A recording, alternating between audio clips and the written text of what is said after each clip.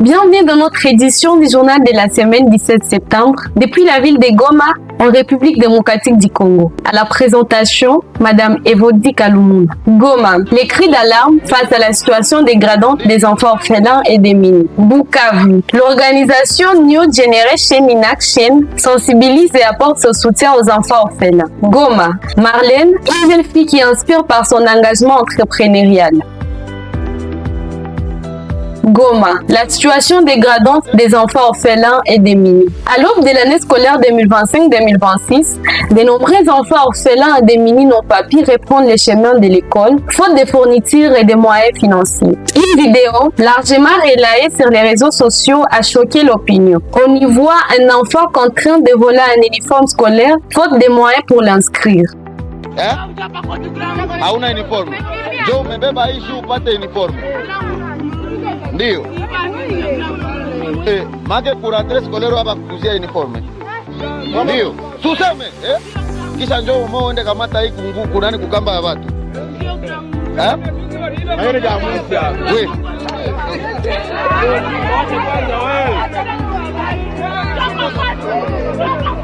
Wewe.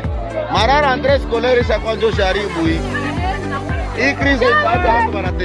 L'ancien candidat en 2023 à la députation nationale, Patrick Olombe, connu pour les slogans Goma Ikongufu, a réagi sur sa page Facebook en appelant toute personne connaissant l'enfant à l'aider pour qu'il soit retrouvé et qu'il l'aide à reprendre les chemins de l'école. Il a souligné que, si tel est le cas, nous allons rencontrer ses parents et lui trouver des uniformes, des objets classiques, et allons l'inscrire dans une école de la place afin de lui permettre d'étudier cette année sans difficulté, et en ajoutant que les enfants sont l'avenir de notre pays. Nous croyons en eux et espérons qu'ils pourront peut-être réussir là où les présentes générations n'apportent pas grande solution. Dans le même esprit, le président de l'organisation New Generation in Action appelle les personnes de bonne volonté à soutenir les enfants vulnérables à travers leur programme de parrainage du centre Charity Plus, rappelant que la place d'un enfant est à l'école et non dans la rue. Comme j'aime toujours le dire, la place de l'enfant n'est pas dans la rue, mais la place de l'enfant est à l'école en fait. C'est vrai, on peut avoir le cœur de la compassion et ça touche vraiment le cœur, mais à ne pas oublier que ce sont les actions qui changent des vies. Le peu là que tu peux contribuer pour aider un enfant, ça va changer son avenir, ça va toucher toute une génération en fait, future. Alors, c'est mieux de venir au secours de ces enfants. Et là, avec notre centre Charity Plus, nous avons un programme d'accompagnement éducatif. Là où nous soutenons les enfants, il y a les bénévoles, les personnes de bonne volonté intègrent notre système de parrainage où, comme vous le voyez, vous pouvez contribuer $5 soit par mois et les $5 par mois peuvent soutenir un enfant. Non seulement dans son éducation parce que nos enfants vraiment souffrent tellement jusqu'à arriver à aller dans la vie, sont trop excessifs si je peux le dire. Alors le $5 peut soutenir soit l'enfant dans son cursus scolaire en l'aidant à payer le frais scolaire ou achetant un cahier soit.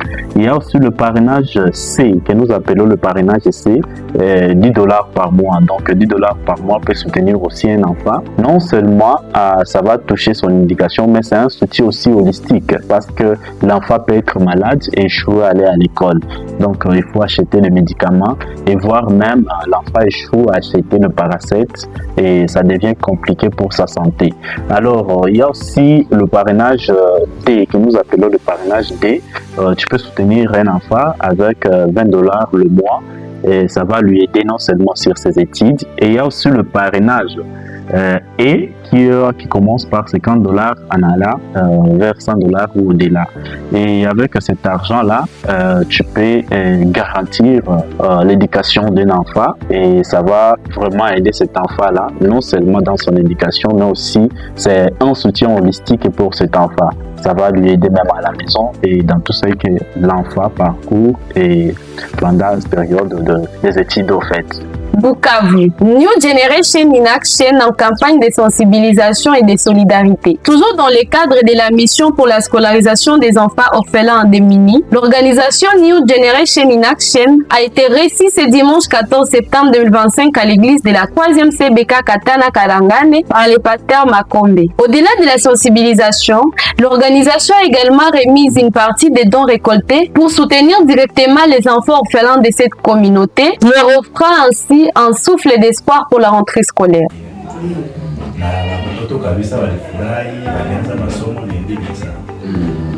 Kanisa mulisikia namna gani tulipata kae ngapi na kadhalika, tukatia mafikiri pamoja, tukasema tuongeze basi hizi kae, tuone hata kama kila mmoja atapata kae mbili, ya lazima ni kuomba Mungu afanye ishara yake. Bekenye tunaomba kia zaidi, wakati yoyote yenyewe mnaweza sikia kama tuko na besoin tufanye kikao ya mazungumzo, tunaweza hitaji tunaikala, tunaongea pamoja, tunaomba Mungu pamoja, tunashaza. Wakati mwingine unaweza sikia watoto ndio tuko nabo beze tu, tukutanane nabo tu tuikale tu. Huko mafundisho zenye tunapana special kwa watoto. Basi mtoto naye anakutanaka hana tena mzazi si tu papa kama yeye alitangulia. Tena mtoto anataka hata vitu vya kutafuta kurudisha mama roho mara mbili. Sasa tunakuwa na zile mafundisho, tunaikala tu na watoto. Hatutawapatia kitu, lakini tunaikala tu nabo, tuna refleshire tu juu ya maisha na watoto. Mwenye iko na neema yake anasikilia mule yenye itamsaidia na tunaacha watoto wanaendelea. Pale ndio tuko tunatia mafikiri. Neema kubwa tuko nao na Mungu abariki kanisa ya Kalangane. Huyu dada ameitika kuwadere mushi. Nasikia ndio wakati yote yenye tutakuwa na lazima kabisa ya kuikala na nyie, tumekamata nimero yake, tutamtia mu group yetu. Siku yenye tunajua kama tutakia ikala hapa Katana, anajua namna gani tutamwambia, tunakia tunaikala.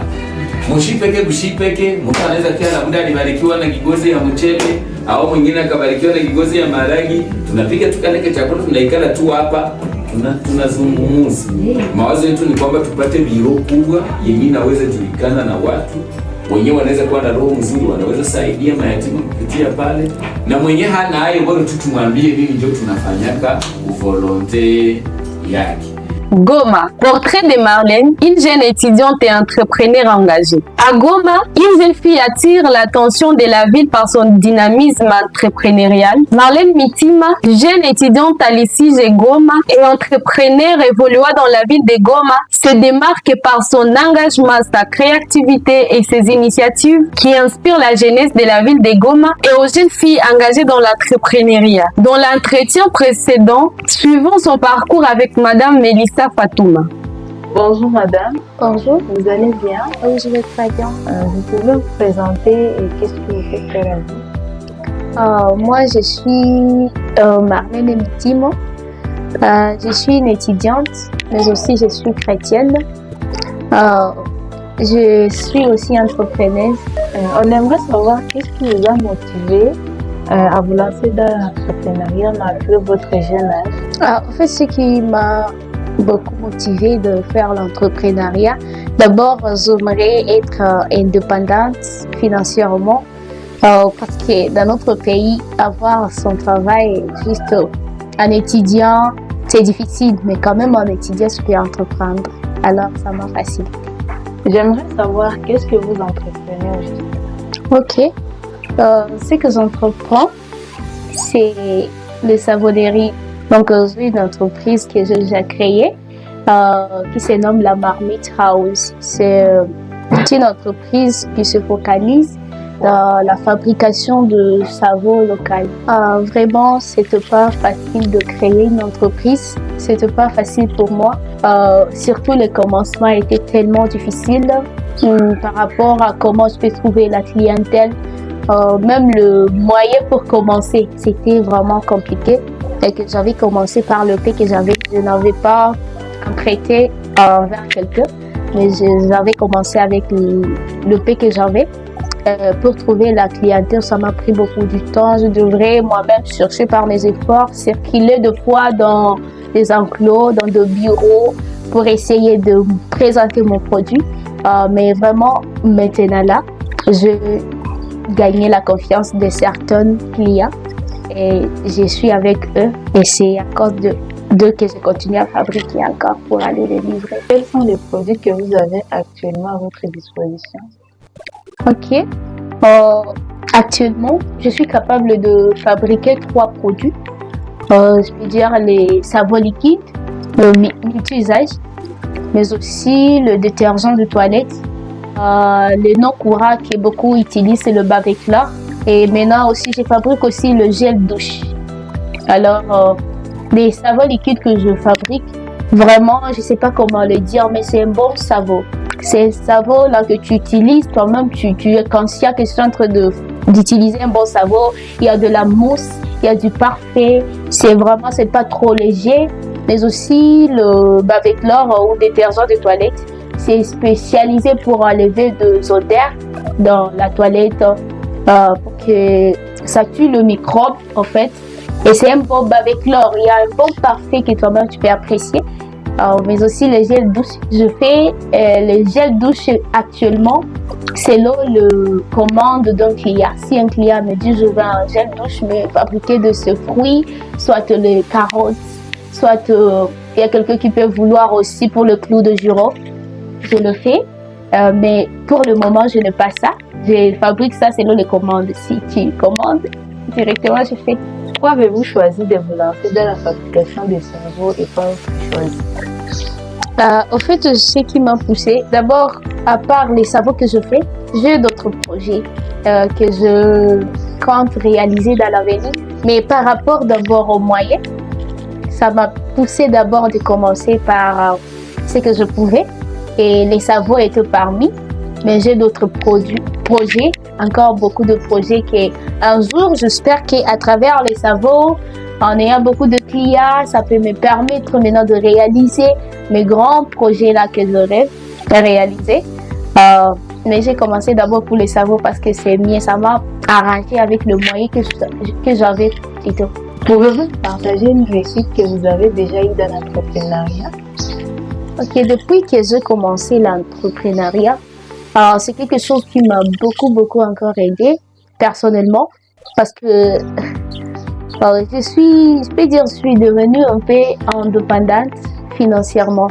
Quand j'ai besoin de quelque chose, je n'ai pas besoin de solliciter envers quelqu'un pour qu'il me donne. Je peux répondre à tous mes besoins.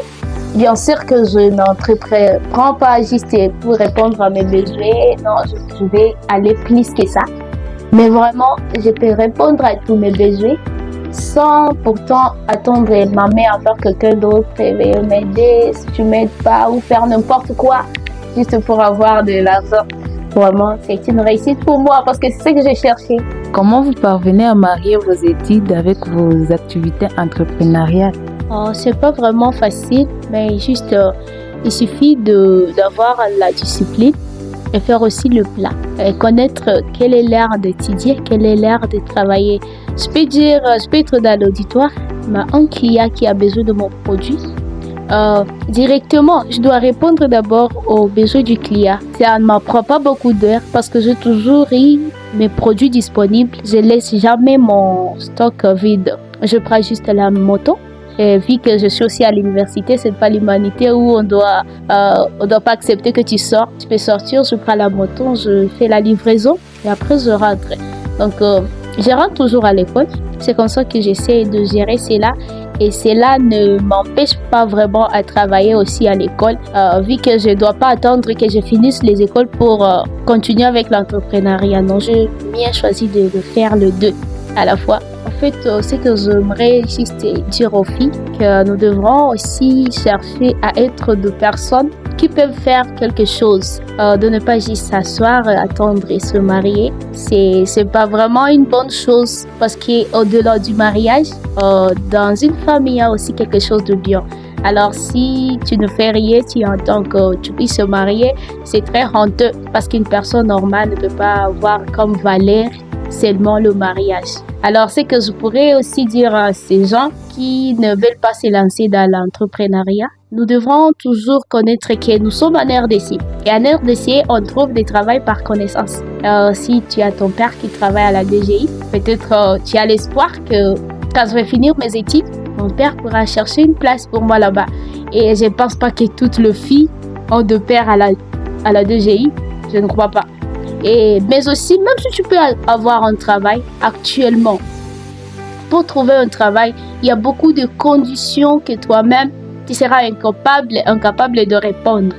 Mais avec l'entrepreneuriat, ça t'apprend à devenir indépendante.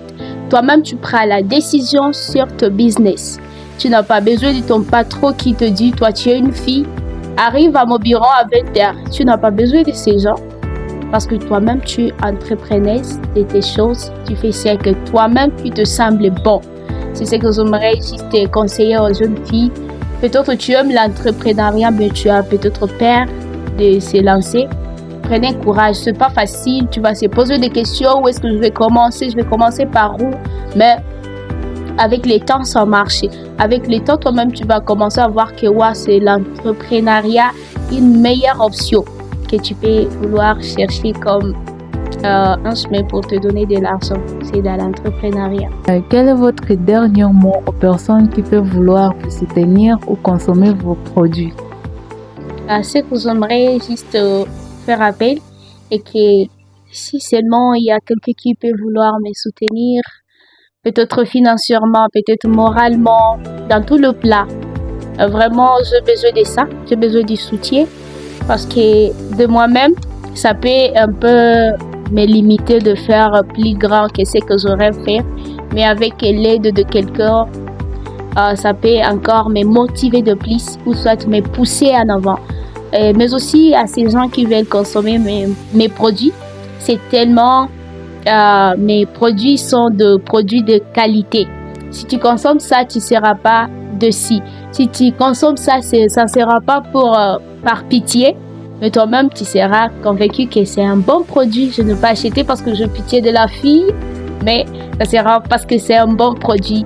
Et je t'assure que ça va jouer les rôles qui vous a poussé d'acheter ce produit-ci. Si c'est pour la toilette, ta toilette sera une toilette vraiment qui entre et tu sens qu'il n'y a pas d'odeur qui peut te pousser à vomir.